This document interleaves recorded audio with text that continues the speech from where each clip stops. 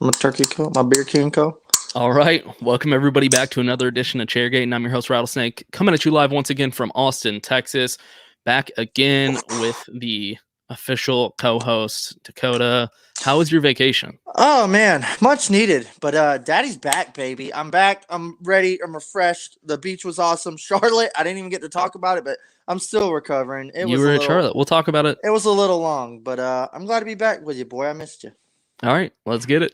What's up? It's Chairgatin coming at you live. Hello, come right in.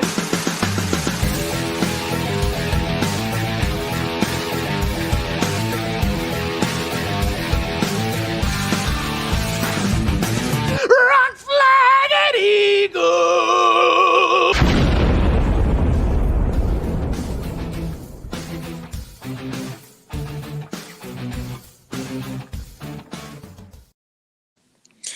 Hello. And we're back. Happy Boy. to have you back. I know. I feel like it's been forever. Well, we did have a good fill-in for you. Colton always does well.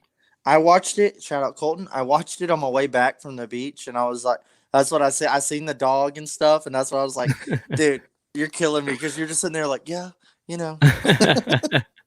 Here we go. We got our first comment. Cheers. Hey, Jacob, what up? Boy, let's go. Best podcast around. Jacob's been looking out for us, man. Area. He's been he keeps throwing little mentions in the group chat. Yeah. So welcome back. You were at the Coke 600. You didn't get to watch the Indy 500, right? So, well, here's the thing. We weren't going to watch it, and we were like walking around haulers and walking around the white tents. There's another side topic we can get into about merchandise. It was popping at Charlotte. But we're walking around, and like I know Indy's going on, and occasionally like we go by a hauler trailer, and they got it on TV, and we're kind of like, oh look, all right, cool. And then we were kind of like walked out, like, hey, they're not letting people in the stands for like another couple hours. Like, y'all want to go? I was like, I had my iPad and stuff, you know, for other things, and I was like, hey, I can stream the Indy 500 on my iPad, of course. I can stream the Indy 500 on my iPad, y'all. Like, let's go back to the car and watch it. We got Nathan. You know, he hooked us up with some pizza. We went back and we just like we rolled the windows down. There was a little breeze there. We rolled the windows down, ate pizza, and watched the like last half of the Indy 500. And I'm not gonna lie, dude. It was good. We turned right when we turned it on. Graham Rahal had wrecked, and it was like the wheel came off and he wrecked it. And I was like, dude, this is intense. And then it kind of set up for the end of the race, and I was kind of just chilling. But then like the last 10 laps, dude, they were like. I didn't realize how much Indy cars relied on draft. Like they were zigzagging on the straightaways. I was like, I had to ask Colton about because I was like, damn, I didn't know. And speaking of Nathan, Chairgatin bringing you ice cold takes presented by Yeti, also presented by Yeats. Look at Dakota's face. Hey boy, we blinging. I'm gonna go 10% off. Discount code Chairgatin. Hey. Yep. Man, but we watched the last end of the Indy 500, dude, and like we were all sitting up watching, like, oh crap, and I think like I knew a couple of names, like Pagano got up there and he was trying to get up there, but it was like they literally had to like map out their moves like 2 laps ahead of time, and I was just like, I'm rooting for that one guy. And they like passed, and then on the next lap they passed again. Which one? The local guy? Was it Daly or something? No, not him. It was like the white and blue car. I think he never won it before. And then what's his name? They ended up winning. They were talking about him winning 4, and it was a huge thing. And then he won, and it was cool. But the post race, like just everybody's like, yeah!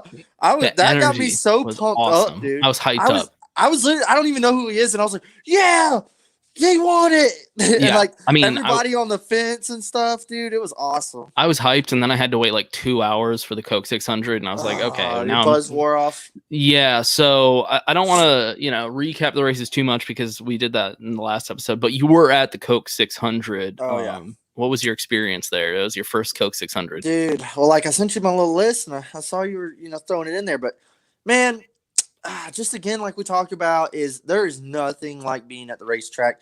It was my first time at Charlotte. We walked every inch of the straightaway, just looking at different angles of the straightaway, like soaking in everything Charlotte, the motherland, home base. It was so cool. Like, wow, man, my whole life I've been watching this track on TV, and now I'm looking at it.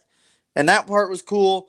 And just like, man, this is Charlotte. And the pre-race, like y'all mentioned, it was insane, dude. They were shooting off 21 gun salutes. Choppers come in. Troops are like hanging out the window and shit.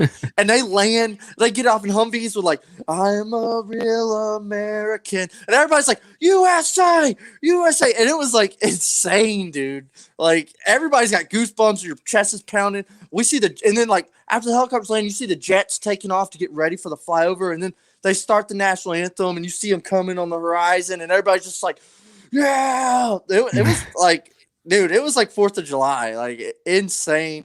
So this seemed to be a pretty common sentiment of everyone watching from home, is that the 600 put people to sleep. And that was the thing. It was electric. And then the race started, and we're literally like, man, 600 miles. This is going to be nuts. Like a long ass night. But I've seen a lot. That was one of the fastest 600s they've ever clocked. And it seemed like almost like a normal race. I would say the longest part was the last stage. Like the whole race, I was like, dude, shit, we're already starting the final stage. This has been going by fast. Like, I didn't even realize we were in the 4th stage already. But then those last 100 laps seemed like it took like 3 hours. And there was a great battle for second with Bush, Byron, and Bowman. And they were putting on a show, dude. I have no idea what TV was showing, but they were like swapping positions back and forth. Well, every time it showed them, it was exciting. And then they would just go back to like Larson driving by himself. And you're like, why? It was nuts. Yeah. I think we harped on this a lot in the last episode, but just you didn't get to watch it from home. Maybe you rewatched it. That was on the way home. I looked on Twitter and everybody was like, "What a boring race! Why do we even do 600 miles?" And I was like, "Well, I pleasurably had a good time. However, I will agree that the 550 package kind of stunk it up." Yeah. So I think the problem was the package. Every single year after the 600, we hear the same things, though. The same talking point is it's too long. We don't need a 600. But I'm fine with it. I appreciate the 600. I think for we need what a it 600. Is. It is what it is. The 600. It's one race a year. It's its own animal. It's one a year. I appreciate it for what it is. It's its own. Just like the All-Star identity. is different, but it's the only one that you have the year. So it's like, okay. And I will note, thing. It is definitely a crown jewel race. Off our list. If you haven't been to 600, go get your own opinion. Go there in person, especially when we get these new cars next year. I don't know what we're going to see. But the race was great. Crown jewel checked off. It was awesome just to go see Charlotte from. So I will definitely go to Charlotte again. Okay. Well, that's good to hear. I think it was like my number 4 or 3 or something like that for the bucket list. It was its own animal, man. I know the race was lackluster and long, but it was just the whole thing. And the stands were packed. Like y'all mentioned, it was just awesome, dude. It felt like they said 60 awesome. to 80 attendance. I was like, that's got to be close. I'll tell you, we sat in our own seats. That's how full it was. Yeah. Like it was packed. Like it was spread out, but it was packed. Like I think people also attendance might go up just because people are ready to go back. To doing that's what shit. It felt like when we were walking in. You look back and across the hills was just sea of camping, parking, American flags and shit. And like, dude, it was just like the whole time we're like, dude, this place is packed, man. Like I sent you a video or whatever. I was walking in the midway and it was just like sea of people. Yeah. It looked like a Talladega race. Yeah. It was packed. So speaking of these two races, like I said, I don't want to harp on it too much, at least the recaps, but I do want to mention that the TV viewership came out. Adam Stern, of course. I love when he tweets this shit out. He tweeted out the viewership.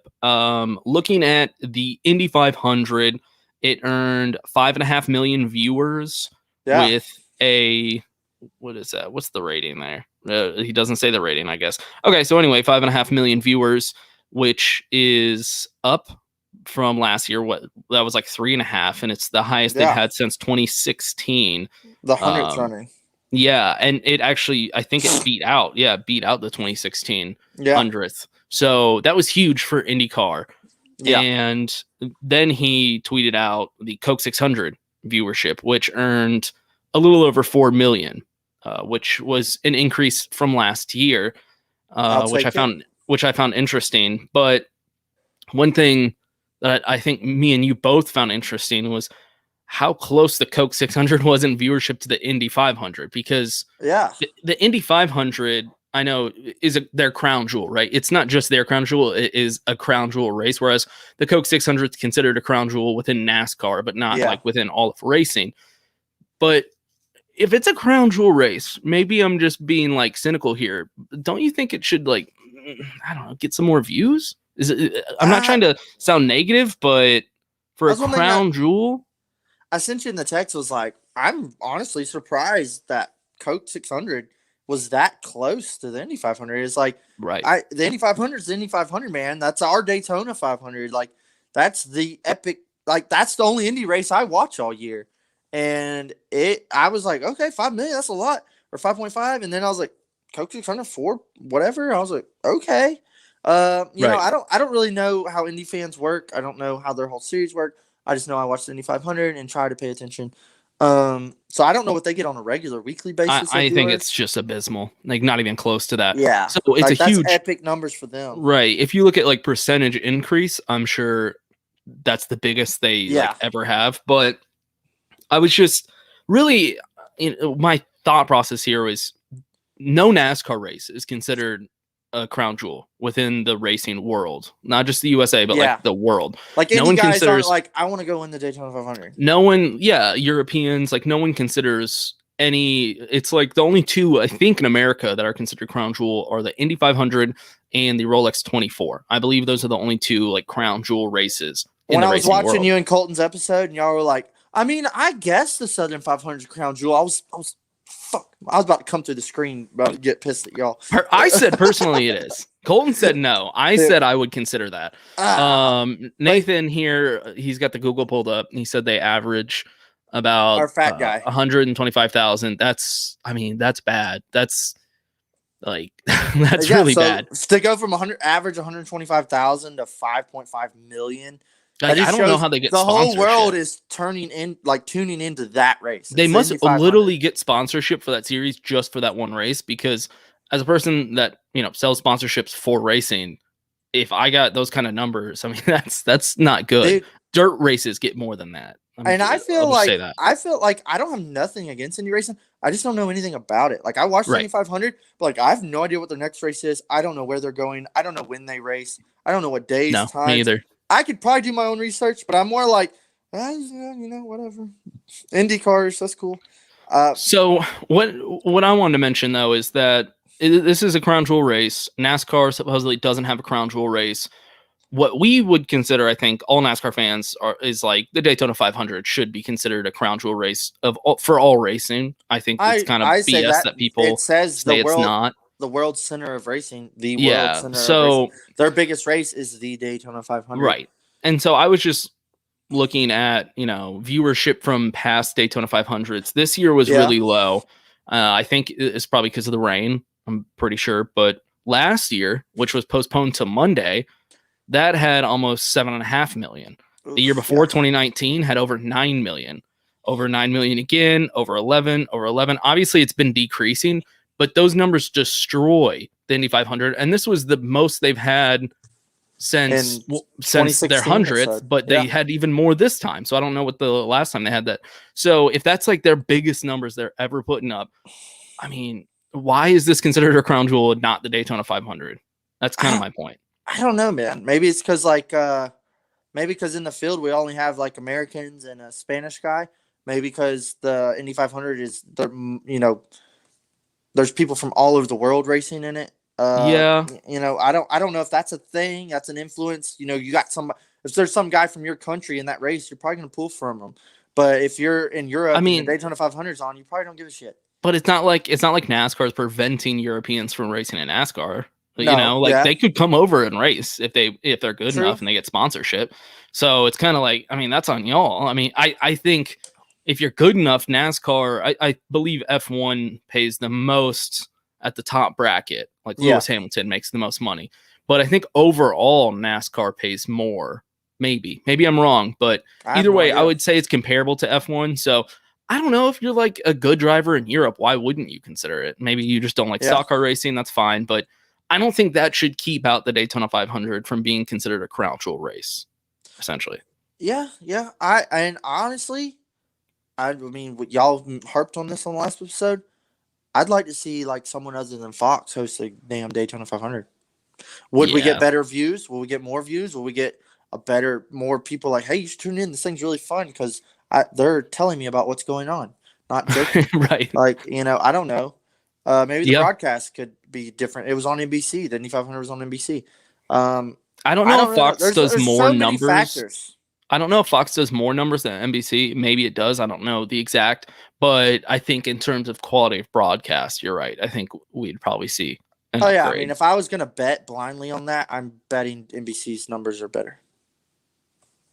Yeah, I mean, probably. I think Fox Network, though, has more viewership overall. So I don't know what that means, but I don't know.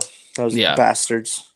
So there you go. That's my take on the viewership and crown jewels, I guess. I just wanted to wrap that up from the last episode since we got those numbers now. The facts are in. Reporting. Oh, we got it.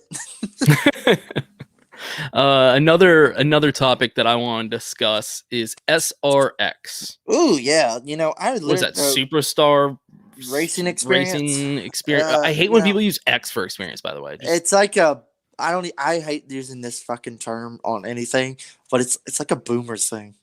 Like it's like like I don't like that. Well, term, it literally is the drivers when you look at the line. Yeah, it's like extreme, like experience. Like, dude, put an E. It should be SRE if anything. Right. But yeah, I'm like when I first saw like this whole series was coming out and they're doing like short tracks and dirt and shit. I was like, man, that's cool. Like. The legends, get the legends We've been together. hyped about this, yeah. No hold barred, just put them in some all equal equipment cars and get after it. And I'm like, that's cool. But then people are like, are they trying to compete with NASCAR? I'm like, I just think this is kind of like a little fun project that these almost billionaires are spending their money on. Like, hey, I think it's 100% just a fun project. If you look at the people racing in it, it's all retired guys. Yeah, and that's cool. It's almost like an old man's pickup basketball I'd love to league. see, like, I see there's all kinds of like multi-driver verse guys racing in it. I'd like to see like Jimmy Johnson get in it, Dale Earnhardt Jr. Like get some. They might. You never know. There's some other NASCAR legends, but there's also some like Indy drivers, some dirt guys. Like, I think it's just cool. It's something else to watch. Like, I mean, it would essentially be like if old NBA legends that are retired now, like Shaquille O'Neal, just came involved for fun. They were like, hey, we're gonna start our own league, but like for old guys. Yeah, and you would get viewership. It wouldn't be like the most competitive shit, but you would get a lot of you. I would watch it because I'd be like, "Oh, I remember those guys." Yeah, they're just creating a nostalgia racing. Imagine league. Like you're one of your retired old favorites or something. If he's racing it, you're gonna be like, "Dude, I want to see how he does." Something. It's just something to watch. And Haley, so Haley Deegan is in this, and that's what I don't fucking get. And I think that's I think it makes perfect sense. We know what we're talking about. Right. They're just trying to get some publicity going, trying to get some money involved. TikTok famous hot young chick is going to be in our series, and she's going to be racing against 12 old dudes, and she's going to see how far she can go. They probably had Natalie Decker lined up if Haley Deegan turned it down. Like they're probably just like, a female in there. Some young, good-looking girl that's on Instagram. And she's going to give it to them all the way. And like they're just going to I can't.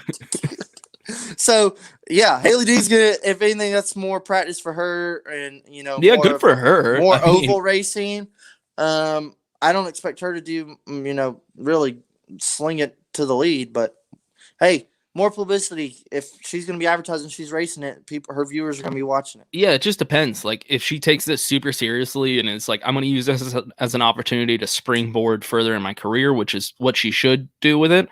And then she's racing against like retired guys that are just doing it for fun. So maybe she's really competitive, honestly. Yeah. But I doubt it because she's racing against just top level talent. Granted, they haven't raced in a long time, but she's racing against some high talent. So she's like a current truck driver. I'd love to see like I don't know how this works or who's been invited or what's going on, but I'd love to see like Kevin Harvick does a one-off race. Kyle Busch jumps in one week. I could see that. Kyle Larson gets in on a race and like, hey, these old legends are in all these same cars racing against today's modern stars. I could see like a guy like Austin Dillon jumping in, not just because I'm a fan, but he always seems to be a part of stuff. Just his sponsors probably are like, hey, we want you to do this and this. Yeah, I could see like him, or I don't know, maybe like Daniel Suarez or Bubba Wall, some of those guys that had their sponsors really push stuff. I could see that where it's like one-off races where they just kind of want the publicity and the promotion. Yeah, they have a lot of potential to be really cool. But I think the biggest news right now is that what is it? Camping World? Yeah, I just seen that the other day, and then they're the title sponsor now. Yeah, it was like the SRX series. So I was like, cool. And then I was scrolling on Twitter, and it was like the Camping World SRX series, and I was like, yeah, wait, hold up, let me read that. And I was like, oh, Camping World's done swooped under and scooped that up. I think at this point we need to reach out. What's it, Marcus, the CEO? Hey, Marcus, we're running a badass podcast. We have a podcast. Just sponsor it. Give us $100,000. Honestly, dude, as the way he's rolling, it doesn't hurt. If we just DM him, he might just be like, "Here's $100,000." All he can say is no. Or it might be like, "Here's an RV, go racing." Yeah, I mean that guy. It seems like we'll throw money at any kind of racing league or anything related to racing right now, which is badass, by the way. He's really, gone full in on the racing community. I'm all about some Marcus Lemonis, dude. 100%. Yeah, he's like a billionaire who's like, I love NASCAR, yeehaw NASCAR. And he's going to do what he can. I mean, I don't even know. He probably does like racing. I'm not like claiming he doesn't like racing. He probably does like racing. I'm just saying I think he's just a really smart businessman. And he was like, I sell RVs. What's my target demo? Oh, fucking race fans. Yeah. Yeah. I mean, I don't think as many people are camping at football games. Right. Yeah. And it's the perfect target demo because it's like middle class people, a lot of middle class people. That's their retirement is they'll buy an RV and travel the country, stuff like that. I think he was like, well, that's my audience. I'm just going to go full in on whatever they're interested in. I see all the time. He's like, first person to comment on this picture gets $10,000 in Camping World. When he won, he gave out that RV and he was like, just name where this photo's taken. I'll give you a full fucking RV. That's badass. You just gotta say where the photo is. I forgot who it was on Twitter, but everybody knows that guy. But that's just incredible. We really need to do better about following him and winning us an RV. Dakota, we'll talk about it. We need an RV essentially. That'd be sick. I got a sweet place to park it. Yeah, your backyard. And now they have a video game. Also, I have not played it yet. I have not either, and I was kind of like, I thought it was coming out like end of the year SRX game. It was right away. I saw people were like, "Hey, I've been playing the SRX game," and I'm like, "Oh, is it out? Like, holy shit!" And then I'm like, "They have trophy trucks in it or something. And you can do it." And I was like, I don't even know how these cars drive, and they already got a damn video game. What the hell?" Right? Yeah. I mean, the series hasn't even started yet. And they have a video game before the IndyCar got a video game. I mean, it's just wild. The deals that's what happens when you have these high profile people from the industry that all get together like post retirement, and they're just like, "Hey, we want to start something." And then NBC's like, "We'll put it on." And then Camping World's like, "We'll sponsor it." A video game company's like, "Hey, we'll make a video game for you." All the while, IndyCar's like, "Hey guys, we've been around for like 100 years." Could we get a video game? It's crazy. Like, and usually you hear about these things like next year SRX games coming out, but it was like SRX games coming out next week. Dropped it right away. Oh, shit!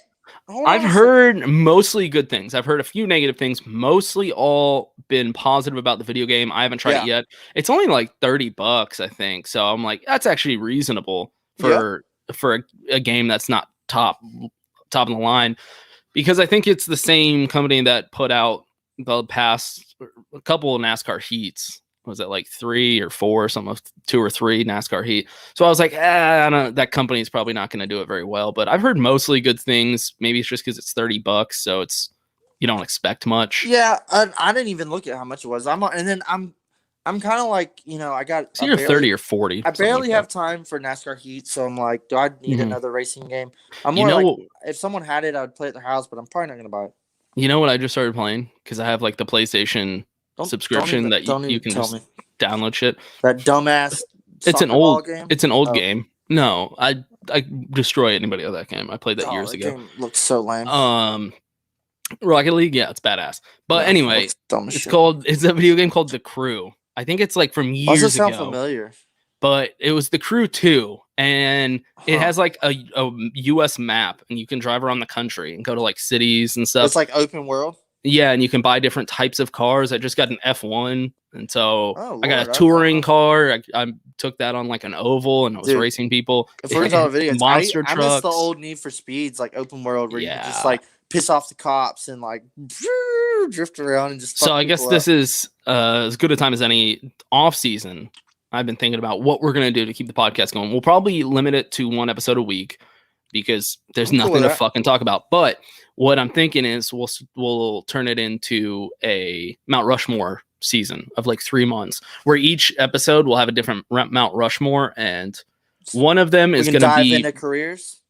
Well, yeah, we're going to do that as well. But one of them is going to be Mount Rushmore NASCAR video games, Mount Rushmore non-NASCAR racing video games. So like Need for Speed, like everything else, fucking Mario Kart. So it'll be a fun off season. Honestly, I got a good shit lined up. Yeah. But news that just came out this week, which isn't really news, is the championship race. I feel like I saw this coming from a mile away. I'm not surprised, but Phoenix 22. I mean, I think I kind of, when they first went there after the remodel of Phoenix and they gave the whole Daytona revamp, is like, yeah, they're swinging for the fences and it's paying off. They're getting champ race. They're probably not going to do this for 1 year. 2 years, I was like, yeah, probably. 3 years, I was like, okay. But that 4th year, I'm like, okay, we're going to go to Phoenix next year. Where are we going that next year? 2023. That's what I'm curious about. Yeah. It was news that wasn't news. It was just kind of like, okay. Like, so literally, the news is that nothing's changing. Sweet. I got reconnaissance. Hold on, I got news coming through the door. Oh, just in. Oh, Nathan, it's a baby. It's a girl. Nathan suspects it's going to be Auto the new Club. Auto Club, the new Auto Club short track. Yeah, I can totally see that. I think that might be what they're looking for. It's probably a full dub facility. To me, it's going to be like hey, if you want this champ race, let's see what your facility is going to do, because we ain't taking no bullshit. That's a good point, which is honestly a good way to do it. Yeah. Like whoever's investing and wants to really build their shit out, we'll give you the championship race. The Atlanta projected remodel. I would totally be okay with that. Let's say that takes 3 years. Yeah. Perfect timing. Say this they talked about building this Auto Club track in like a year, which if Roger Penske's doing it, I totally believe it. Right. And so I could totally see him maybe do that. I'm cool with that. Is like, I'm not going to go probably, but it's short track champ race. And then that gives them time to do the Atlanta revamp. And oh my God, they can spin off the championship returns home where it used to be once. And they bring the champ back to Atlanta for 2 or 3 years. And then by this time, maybe some fucking other track gets a remodel or stands updated. And we just kind of, I want to see it hop around. My whole life, it's been at Homestead. Love Homestead. But it kind of got to where I was like, oh, yeah, we're back at Homestead. All right. But then now that we've missed Homestead, I think a lot of fans are kind of like, bring me my Homestead back. The only thing I think about Homestead for the championship is Homestead lends itself to a certain type of driving. And if you're not that type of driver, if you're not Kyle Larson or a Tyler Reddick, you can technically be at a disadvantage. So like if Kyle Larson is in the Final Four going into the championship in Homestead, I'm like, it's gonna be hard for him to lose. So if it is at different tracks, that could make it interesting.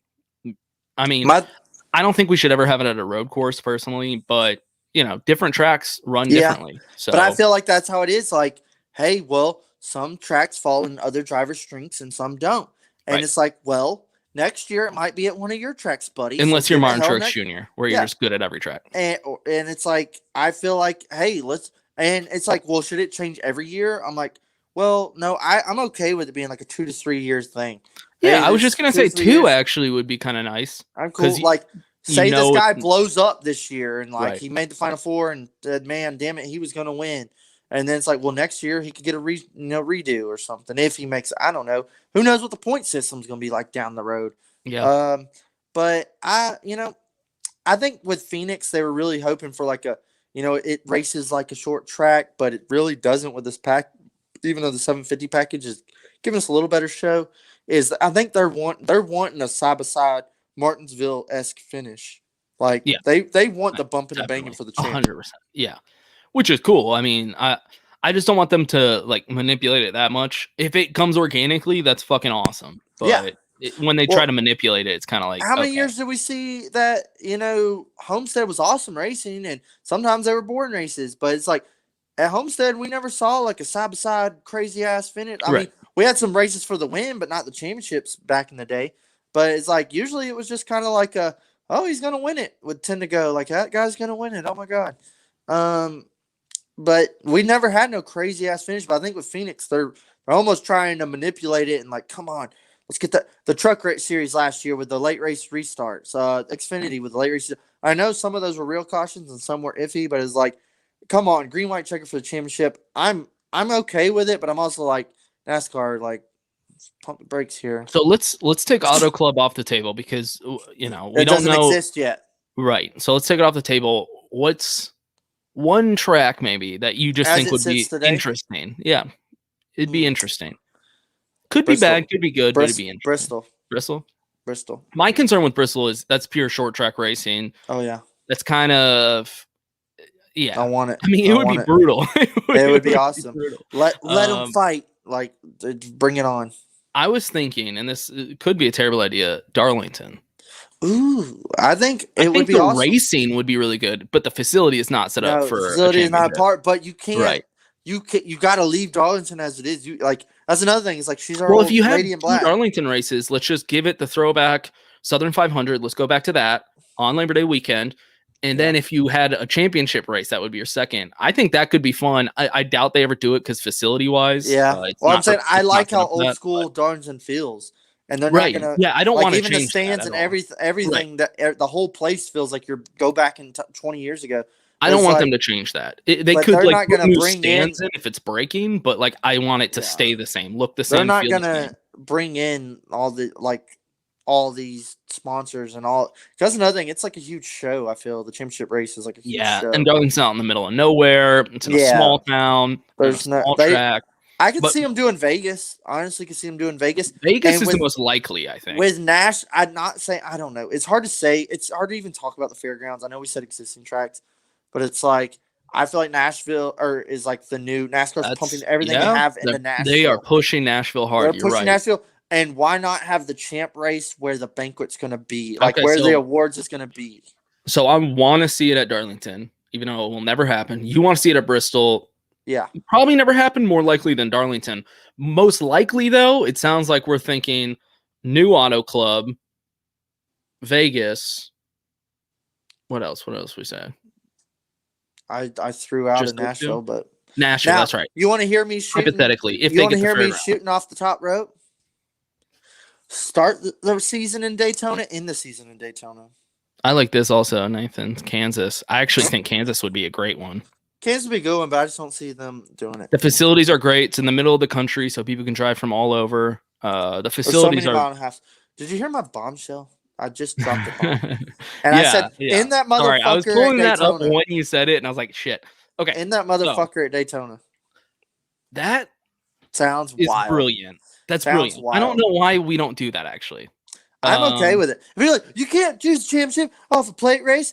Yeah, see? You can't choose it. You can't do that. No, you can. You can. You absolutely can. You can. If we're talking, if we're throwing out Bristol as a short track, if we're throwing out Auto Club as a short track, why can't we throw out super speedways? I mean, I'm cool. That's quintessential NASCAR. Yeah, super speedway. I mean, I don't see any problem with it. Well, they could get taken out someone else's shit. Well, they could do that at Bristol. They could do that at Phoenix. They could get taken out in someone else's shit. Right. Maybe that's a little more risky. Well, everybody's got the same fucking steering wheel, dude. Race your race. Yeah, it's definitely more risky, but that makes it kind of more fun. It's got the facility. Yeah, I mean, outside of Charlotte, Daytona is like. Dude. What would you say? Like Charlotte's the brain of NASCAR. Daytona's like the heart, maybe. You know, two major organs. So Phoenix is the like kidneys. Texas is the asshole. Yes, but you know what Bristol is? The penis. Oh, well, I wasn't gonna say it. Darlington's the liver. The failure. Or Talladega. Talladega might be the liver. Honestly, Talladega's the balls. The fist. No. We'll leave it at that. No, we're going to leave it at that. So speaking of Texas, the All-Star race is going to be there this year. Oh, man, it's coming. Are you even going? So here's the situation. It's not this weekend. It's next weekend, right? So it's coming up really quick. My birthday. No one cares. How old are you turning, Dakota? 29. Okay. A great number. Yeah. I've been 29 for a while now, and it's pretty good. Buddy. My wife bought tickets, just Sunday tickets, because she works Saturday. Shout out to her. Well, there's not a Saturday race, is there? Oh shit! Yeah, it's just the All-Star. Is it? I mean, maybe you're right. Sure I didn't even think about it. All-Star. Yeah, I guess you're right. Yeah. There were $30 cool. per ticket. That's awesome. That's awesome. So my wife bought the tickets. I was like, hell yeah. And then I realized I have a bachelor party that I already paid for and RSVP'd. Like everything's paid for. I have to go. Do I need to fly out there? I paid hundreds of dollars. Damn. I mean, so I've never been to an All-Star race. This might be the only All-Star race ever at Texas Motor Speedway. Flip the bachelor party to the All-Star race. So it's going to be like a 6-hour drive from where the bachelor party. It's down on the coast, all the way up to Dallas or Fort Worth. And so I'm trying to logistically figure it out. So she already invited a friend. She was like, all right, well, I'm going to go with one of my girlfriends. She's never been to a NASCAR race That'll be kind of cool for them. She's never been to a NASCAR race before. She's gotten kind of into NASCAR just because wearing the t-shirts are cool now. Mac Daddy himself. Yeah. So we bought her a shirt at a race, and now she like wears like retro NASCAR stuff because that's cool. So she's going to take her to a race. She's like, why don't you see what it's like? Your wife's going to All-Star and you ain't. I know. That's what I said. I was like, I can't comprehend this. Yeah. Tell her to take tons of videos and shit for us. Oh, she will. 100%. Like, I mean, dude, we could be like, our special guest co-stars, Matt's wife is, here she is, Chairgatin, reporting live from the All-Star, and she's like doing a shot or shotgun in a White Claw or something. Yeah. Dude. She will get drunk. I'm not worried about that. She's very good at doing that. Take videos. Yeah, and knowing the friend she's going with, they'll be partying the whole time. So I'm pretty jealous. I was like excited for the bachelor party. It's down on the coast. I'm gonna have a good time. But then when I found out about this, I was like, God damn it! Doesn't that suck? That's how it goes too. If you had nothing planned, y'all wouldn't even be going. But if there's something planned, it would be sold out. It's gonna be on the same fucking day. Yeah. Yeah. So I'm pretty bummed I don't get to go. We'll see. I mean, honestly, we'll see. I might try to make it work, like Sunday morning, wake up, because I'm supposed to drive back home Sunday, but we're gonna drive back home Sunday night. Weekend? Yeah, taking off work Friday, going down Thursday night, staying there. You're gonna be there a couple days. Just fucking make it happen. You know what to do. Well, that's what I'm saying. So we're supposed to drive back. Well, I'm carpooling. I'm riding with somebody else, so I'm gonna try to see if I can figure something out. They're gonna be in no rush. No, yeah, it's gonna be like a lazy Sunday type thing. Yeah, it's good. We'll see. I might just show up and like surprise even my wife and just be like, I'm here. Do it. So we'll see. Yeah. We'll see what we can do. I was gonna say, how perfect would that be? Because then Nashville's the weekend after that. It'd be like in the last 5 weeks we went to like 4 out of 5 races. Can you hear my dog barking in the background? Yeah, well, that's not. My dog's been doing that Hey, zip it.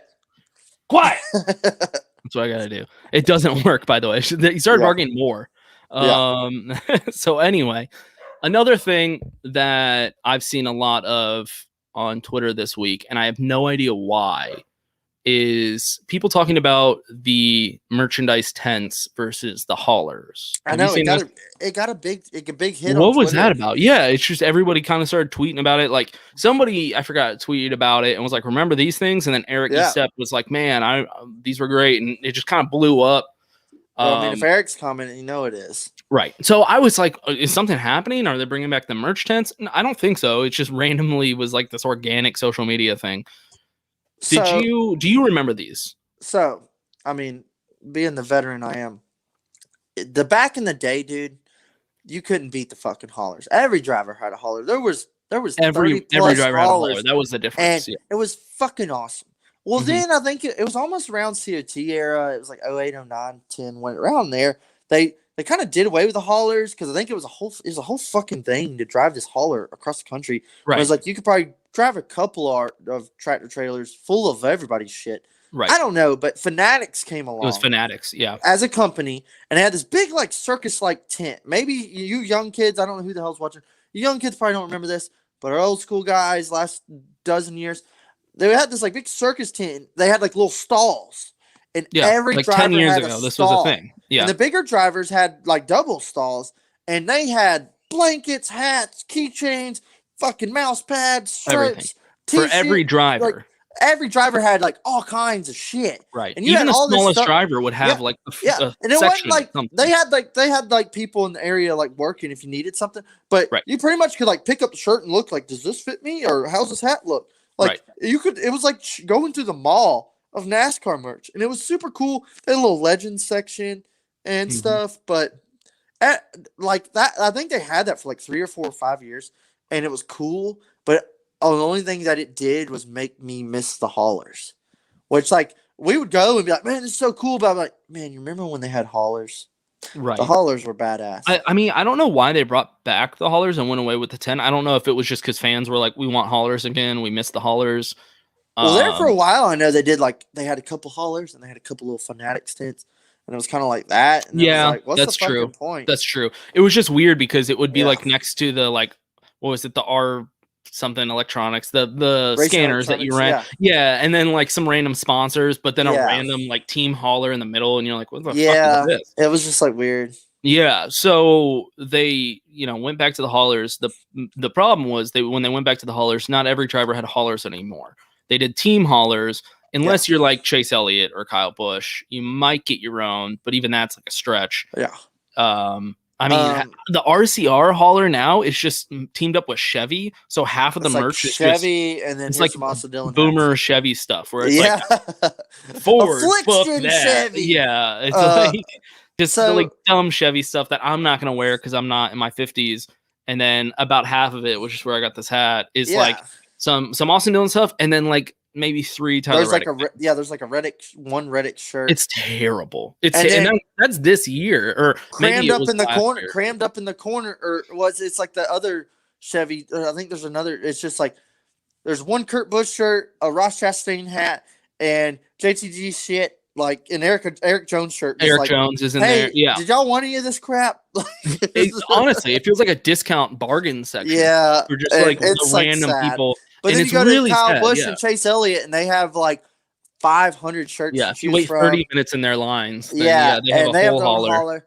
And but then, that's what it used to be like for every driver. That's the Stuart thing. Haas trailer, I mean, I'm not going to complain, but it's like 95% Kevin Harvick merch. Yeah, I was going to say Harvick. There's a Cole Custer hat at the end and like an Eric Almirola hoodie.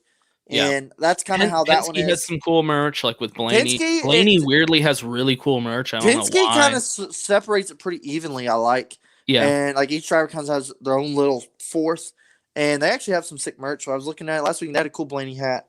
Kyle Larson needs way better merch, by the way. Dude, like, he needs to step up the Larson merch. We were talking about it at Charlotte. I'm not going to lie. Like, their merch makes me want to be a fan. William Byron and Alex Bowman have the sickest fucking merch. I would say Blaney, but I would say Byron and Bowman are right there with Byron and Bowman have the dopest. Like, their shirt designs are sick. The hats are dope. The colors pop. Everything they have looks like the trucker rope hats. Yeah, dude. Everything is dope as fuck in the Hendrix hauler. And I'm like, dude, I'm about to buy a Byron shirt. Except Larson. Larson needs something. Granted, Larson doesn't have any cool paint schemes. Larson had one cool shirt I liked. He had one shirt I liked, and that was it. It was a black and had a 5. It's just, I'm picky about my merch.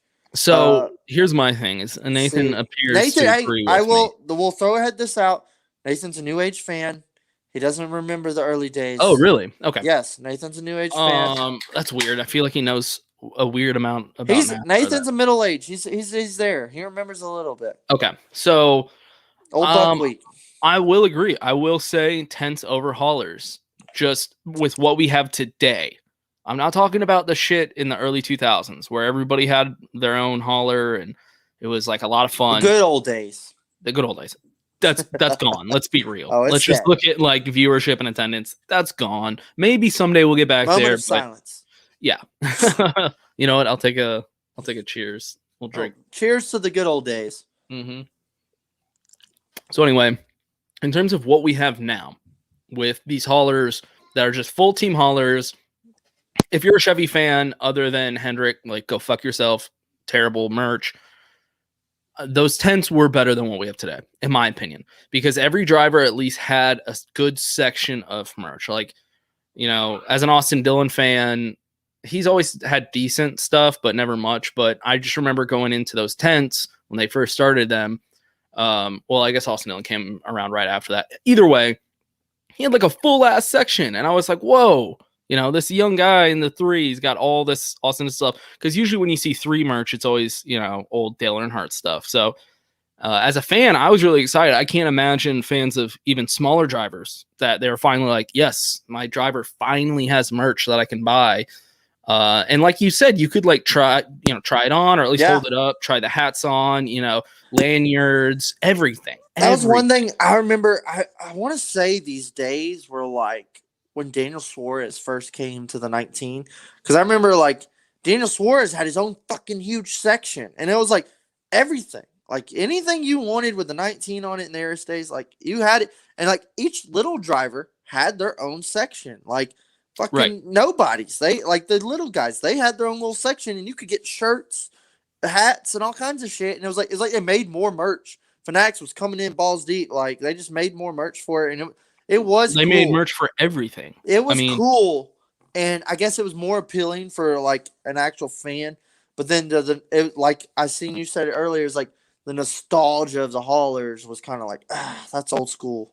But I just think the haulers we have today are not as good as the tent that we had. Absolutely not. Absolutely not. I appreciate it was a giant tent, by the way. Like you would walk into like Dakota said, it's almost like a mall. You walk into this huge tent.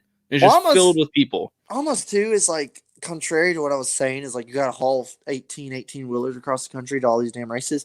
But how much manpower and time and money did it take to put up that fucking tent and put everything out and then pack everything up and go to the next damn race? Probably less than the haulers, to be honest. Well, haulers, I feel like all you gotta do is park the bitch and open the door. As a guy that pledged fraternity and had to set up those fucking tents for every single tailgate, it's not that hard.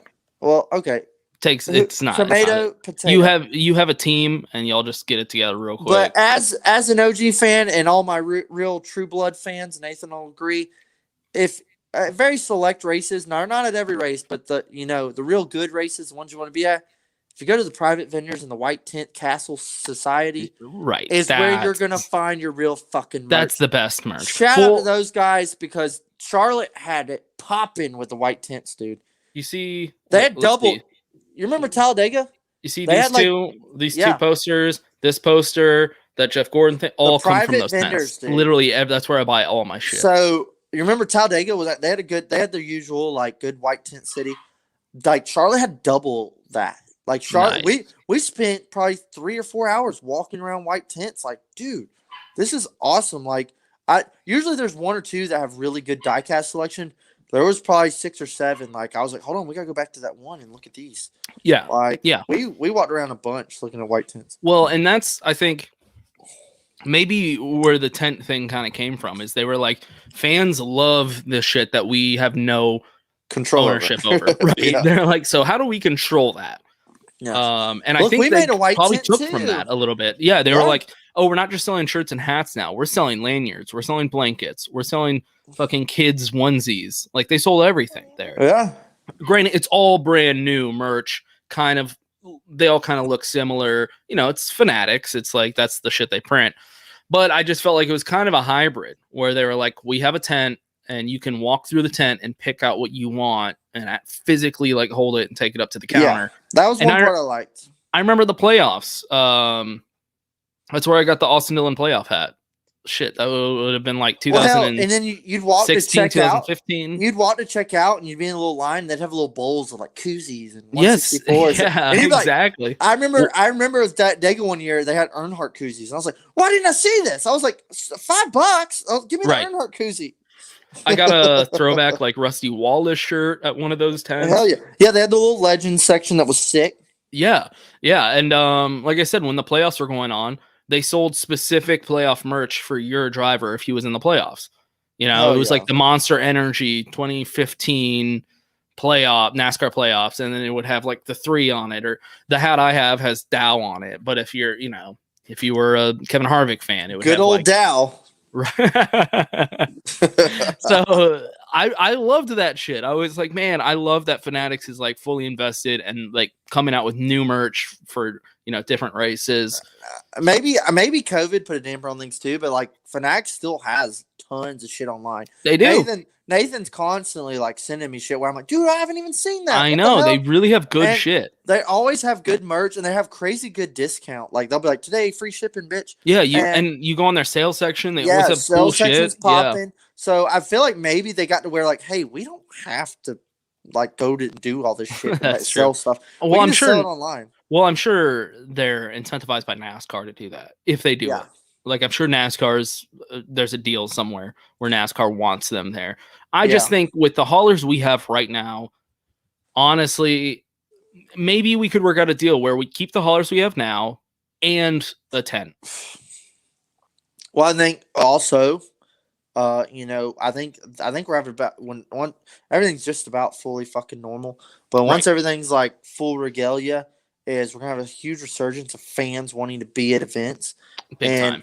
Maybe concerts are sold out in Austin. That's maybe a huge opportunity for some of these vendors and or haulers and shit, merch shit to like capitalize. Like, hey, these stands are packing out. We need more merchandise. Like, if you're a Chase Elliott fan, if you're a Kyle Larson fan, I would understand you wanting to keep the haulers because you got a pretty sweet setup as is. But as an Austin Dillon fan, as if you're any kind of Chevy fan, I can assure you would have preferred the tents to what we have now. Another thought I'm having is like, so those, I believe those are literally like Stuart Haas's merchandise hauler, Hendrick's merchandise hauler. Like they own that shit. They own that. It's not Fanatics. So you take a while. Hey, what up, dude? LTC boys in the house. So literally, Left Turn Colt podcast. Everybody check it out. Check them out. Left Turn Colt. I'll see y'all soon, my boys. So you got to think like, hey, we're selling like 85% Chase Elliott merch at all these fucking races because you know why. So why would the fuck would we make a whole Alex Bowman trailer? We're only selling like 3%. They won't. Alex Bowman. They won't. And I get why they don't do it, but I just think, could we go back to the tent and then if your driver's big enough to have his own hauler, they can take their own fucking hauler if they want. Yeah. Chase Elliott. Keep the Chase Elliott fans over there in the fucking line. Keep them out of the tent. Keep them out of the tent. Penske could have its own hauler. They're big enough. But maybe like it's something RCR to do with space too, like space, like holler, and then but the tent you're taking up a whole parking lot. Right. Well, you could take up the parking lot and then the haulers kind of run along it. That could be cool. So I don't know. I just think I honestly, when they were posting the tents. I know it's weird to say I was kind of nostalgic for the tents, but it has been like 10 years, It really has been a while since that was a thing. Well, that's the thing, too. I'm like, man, that doesn't seem long ago. Like, it just But it really was, yeah. But then I see, like, there's some of these kids on Twitter that, like, they don't even fucking know. They don't know about the tents. I was like, that was the new school shit. They don't know, like, that DEI was a thing.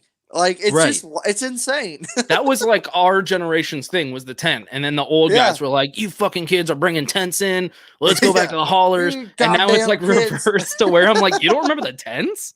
That was the shit, man. I loved the tents. I don't care. When they first came out, it was like, fuck. I didn't have the money. If I had the money I have now to go to the tent, I'd be fucked up. I know, right? Because it was all like full price shit. It's Fanatics. They're not hats are like $35 fucking dollars. Yeah. They're not, I was broke back then in them days, so I was like, give me a koozie, please. Right. If $1.99. Yeah. If I save up enough, I might get a t-shirt at this race. Let's wrap it up with some picks for Sonoma. We're gonna be in Sonoma. Ooh, good, because I have a little spicy at the line section for you this week. It's been a minute. It's been since last week. We talked about those also. Boy, you're a little late, but we talked about Tent That's City. our favorite shit. Yeah. Oh, totally separate. Great. That's the best thing by far. All the framed artwork I have around me, I get at the Buc-ee's. Where do you think half of these diecasts come from? I get it's a tent at the Buc-ee's across the street from Texas Motor Speedway. It's honestly the best tent I've ever been to. Is that like the same one at the Sunoco at Dago you like? The one that's at the gas station you bragged about. Yeah, this one's better. Ooh. This one's so good. It's that's the one. It's a lot of Sam Bass like reprints and diecast and stuff. There's like some really good We're shit. Gonna go back for it. There was literally one guy. I don't know if he was new, but I've never seen. Usually, kind of these white tents. I'm like, yeah, that's the guy that runs this tent. I recognize him. a little bit. There was I've never seen this guy before. His die cast, like his setup, was so organized. And when someone came and bought a car, he took and like put another one up. And like it was like he had OCD or something, dude. And oh shit. Yeah, we just talked about this. He had OCD or something. Everything was so organized. And I told him, I said, dude, I really like your setup. Like, this is nice. And he's like, exactly. He's like, it's about the consumer's visual. He's like, look over there at that tent. He's like, that looks like shit. And he's like, I take pride. Good business, man. I take pride in, how my display looks. He's like, I get more sales because of that. And I was 100%. I was like, dude, I'm coming back here. 100%. He gets more sales because of that. Oh, yeah. All right, anyways, let's do At the Line. At the Line picks, boys. At the Line. Everybody get ready to jump in the comments. We need an intro video for At the Line eventually. I'll get around to it. One. Next race we're at, maybe it's Bristol night race. But next race we're at, we need to do it like a At the Line, bitch, and like I throw some 164s in the air or something. And then cut to like some cars going across. Oh, dude, that'd be sick. Anyways, we'll talk about that. First picks, heavy hitters. By the way, I don't know these. Dakota won't send them to me. Y'all probably could take a wild guess who my heavy, swinging past the knees players are. Can I take a guess? Are we taking? Can I take a guess? Take a wild guess who the first one is. This is the heavy hitters. Yes. Chase Elliott, Martin Truex Jr. Our first round is Chase Elliott versus Martin Truex. Who do you got? Who's taking the best? Who's taking the finish? It's a spicy one because I honestly don't know who I want to put my money on myself. That's a really tough one. I think when we're looking at the odds for the race, Chase Elliott edges him out just a little bit. But I'm gonna have to go Martin Truex Jr. He's won back-to-back there. He has 3 wins already this season. I mean, I know Chase Elliott's doing really well right now, but I can't bet against Martin Truex Jr. at Sonoma. It's Truex at Sonoma. With this year too. Yeah. So Truex all the way. Chase Elliott, the king of road courses lately. He's on fire. I haven't really seen these kind of numbers show up at Sonoma for him. I know this is kind of a new thing for him to be killing road courses. And we haven't been to Sonoma in 2 years. I'm very curious how this race is going to go. Well, not too. Well, I guess technically, we didn't go there last year. Yeah, so we haven't been to Sonoma in a minute. So I'm curious how the race is going to go. But Truex was clearly he won the last 2. He's back to back. Clearly Big Dick Daddy at Sonoma.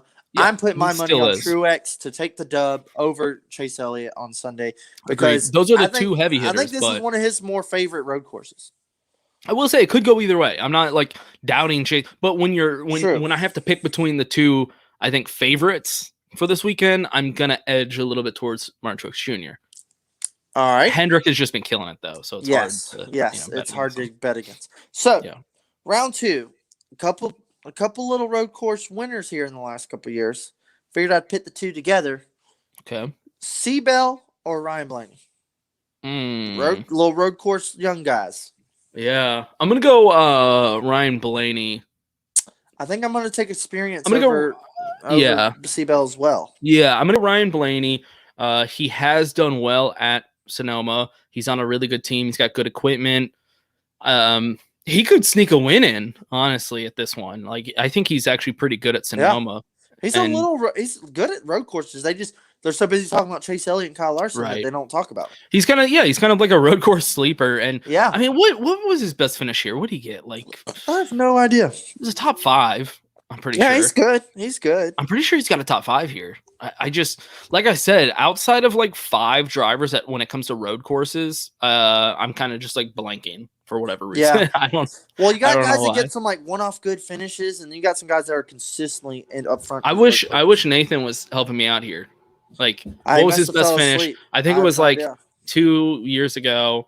I think he had a top 5 finish. I'm pretty sure, but I don't know. But all right, we're both taking Blaney. I agree with that. Seabell he got the early win, but I'm not really seeing anything that's impressing me here lately. Well, it's the team he's on too. I think that doesn't help. So I'm going to pit 2 Fords together for round 3. A couple guys that have, been having some good runs, having some bad runs. I'm going to go Matty D versus Chris Buescher. I think this isn't even a competition, Matty D. So Matty D, I don't know if you remember him in the LFR car a couple years ago. He finished like P3 got 4th or 4th or whatever in that 95 car.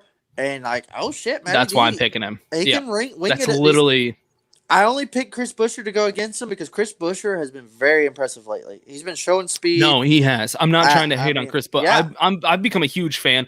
Dude, you know what? like I need beans. to buy some Chris Buescher merch. I need because he's from Texas. I need to rep him a little bit. He's a Texas boy. My sister-in-law went to high school with his little sister.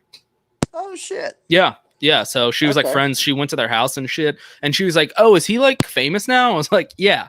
Yeah, you're right." Because back he's then like he pretty was famous. Back then he wasn't in NASCAR. He was just like running stock cars, trying to like do it. I was like, yeah, he's become pretty famous. So, no, nothing against Chris Buescher, but yeah, I'm literally because of I think it was 2019, I believe, was when he got like fourth.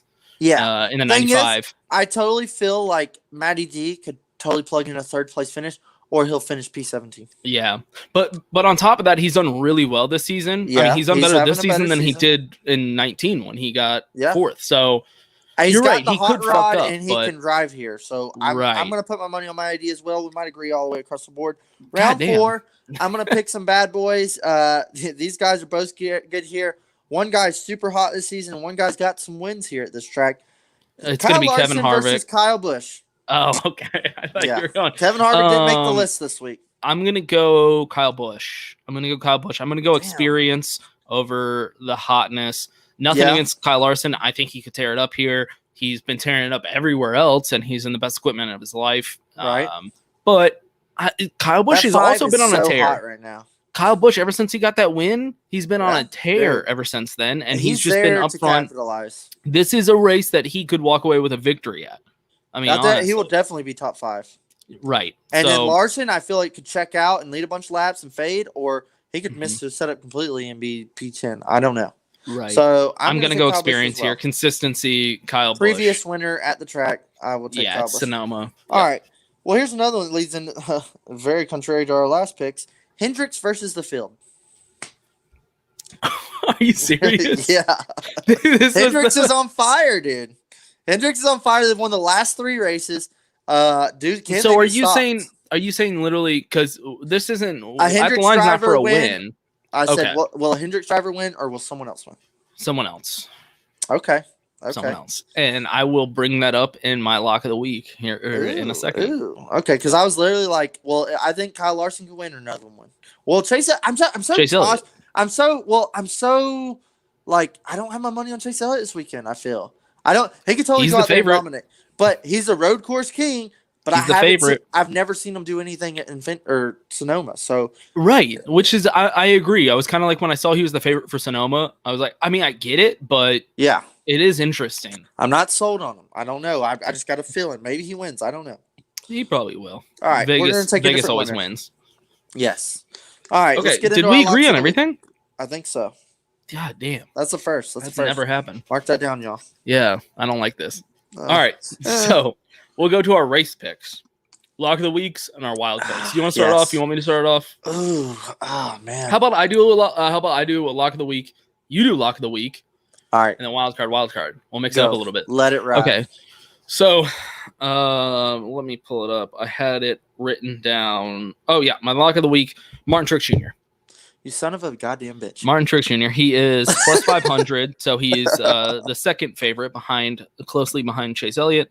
And that was my pick. He's on a hot streak this year. I mean, does he still have the most wins? I believe so. Yeah, he's got 3. 3, yeah. So he has the most wins. He's so hot right now. This might be his best, track, honestly. He's won back-to-back in 18 and 19. So, because we weren't there 20, he probably would have fucking won that year too. So it's hard not to pick him. Chase Elliott's a great pick. There's some other really good picks. Kyle Busch is a great pick, but if I have to pick a lock of the week, it's gonna be Martin Truex Jr. at Sonoma. Ooh, so I was gonna pick Martin Truex Jr. But however, I'm gonna just back it up. They replayed it a little bit on Instagram. Do y'all remember who Tony Stewart body slammed in the last corner to get his final win? It was Denny Hamlin. And Denny Hamlin's kind of a sleeper here at Sonoma. So my pick, Denny Hamlin's been Mr. Consistent. He's kind of been fading lately. I'm going to take Denny Hamlin to finally get that dub at Sonoma, his first one, and get another win for Gibbs. He's going to be my lock of the week. All right, terrible lock of the week, but interesting pick. I was going to pick Truex, so fuck I like it. Yeah. I would have picked like Kyle Busch or somebody else. I didn't pick Kyle because I picked Kyle last week or the other week, whatever. I think it was last week. Who did I pick? I think I picked Kyle Busch last week. I picked him at Coda. I picked Kyle Busch at Coda. Yeah. I tried not to pick the same guys twice. I picked Chase at Coda. I've done pretty good on my lock of the week. I'm not gonna lie. The kid's good. By the way. Okay, so now our wild card picks. Ready for this one? Guess. Yep. What do you think? What's my wild card? It better not be mine or I'll be pissed. You know what? Why don't you say yours? So I'll give you this opportunity if it's the same one. My wild card picks Michael McDowell in the 34 car. Oh, okay. Nope, right, different one. Was it different? All right, Michael McDowell, 34 car. He's a little bit of a road course baddie. He was up there before he got body slammed by Truex at Coda. I mean, he was in the top 3. And I think people sleep on Michael McDowell's road course abilities, but that's how he grew up racing. And I will take him as a wild card pick to be in the top 10. Okay. My wild card, I think this is a really good wild card. Matty D. You son of a bitch. We were just talking about him. Matty D. Yeah. He's a wild card because he's plus 6,600. Ooh. Yeah. Dude, when I saw that, I was like, really? Dude, if they open this fucking casino over here at Orlando Speedway, I'm going to be in some serious trouble. Well, I got a bookie if you need one. I mean, did you do the bookie thing?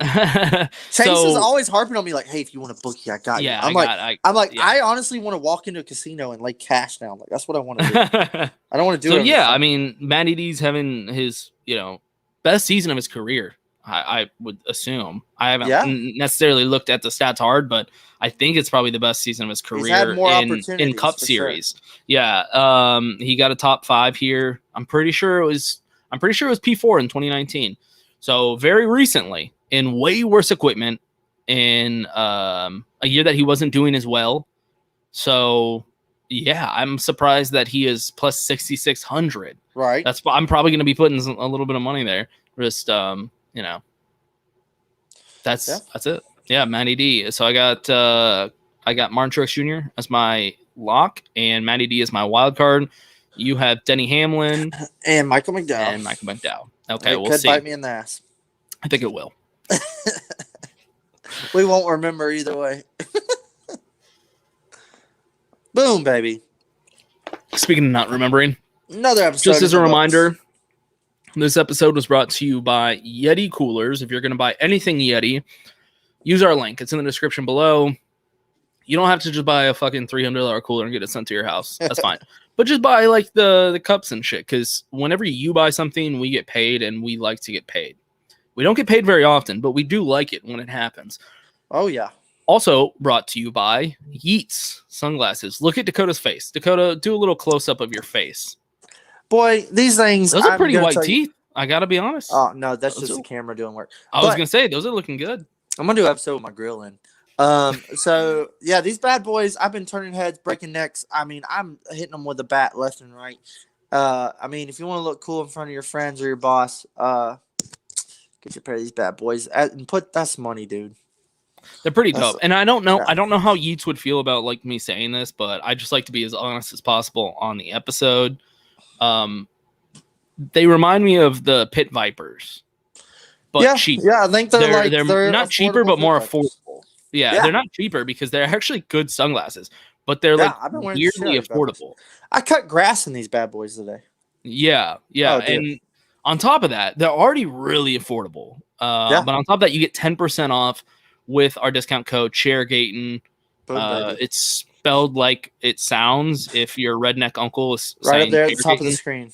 So use that and you get 10% off. Once again, we get paid. Get us paid.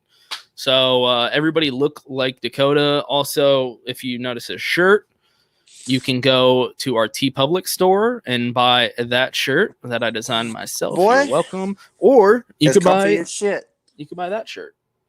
Oh man. Ooh, yeah. Just wait to wear another race together. I can't wait. We have so much cool merch on our TeePublic store. Go check it out. Buy that. Buy Yeti. Buy Yeats. Get us paid. Make us famous. So we can quit our day jobs. Thanks for tuning in. We will see y'all again on Sunday if Dakota actually shows up this time. All right. Well, just to recap Sonoma. All right, boys. Holla. All right. Well, thanks for coming back, and we'll see you then. Peace. Peace.